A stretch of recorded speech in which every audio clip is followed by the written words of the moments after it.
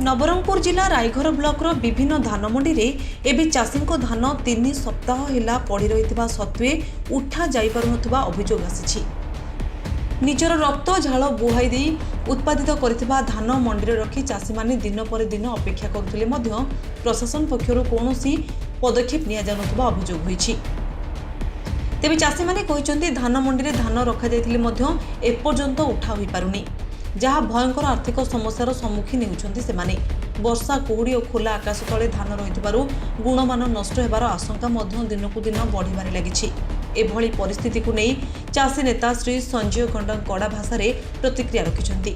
से कहिछंती जदि प्रशासन तुरंत एही समस्या प्रति दृष्टि न देउछि तेबे चाषी माने बाध्य होई रास्ता अवरोध करी आंदोलन करिवे। नमस्कार, मु सनराज गंड।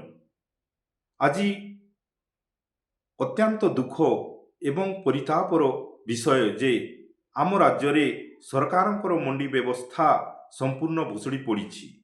मंडी खोलिबार प्राय 3-4 सप्ताह बीतीगलानी, किंतु आश्चर्यर कथा जे आज जाए मंडी धान उठा जाई नाही। सुनिबा पाउछु रायघर ब्लॉक रे मंडी मात्र गोटे ट्रक धान उठा जाइछि। सरकार बड़ बड़ प्रतिश्रुति देउछंती, किंतु वास्तव चित्र हेउछि आज चाषी निज झाल बुहा धान को धरी मंडी रे शीत काकर रे राति दिन जोगी रहुछि। खोला आकाश तले चाषीर सुना भली धान पड़ी रहिछि, हेले प्रशासन किंबा मिलरंकर देखा नाही। कहा स्वार्थरे यह विलंब करा जाउछि? चाषी को हैरान करी कोण दलाल मानकु सुविधा करी दिया जाउछि कि?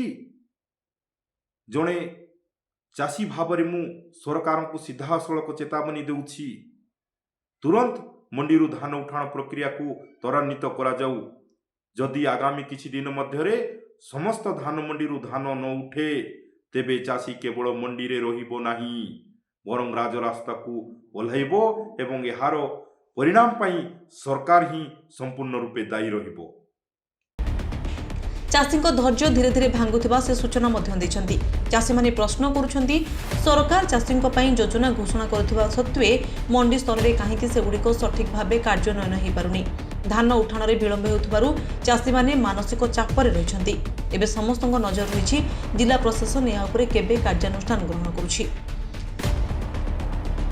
नवरंगपुर जिला उमरकोट श्रीकांत नंदन रिपोर्ट, रिकल ओडिशा।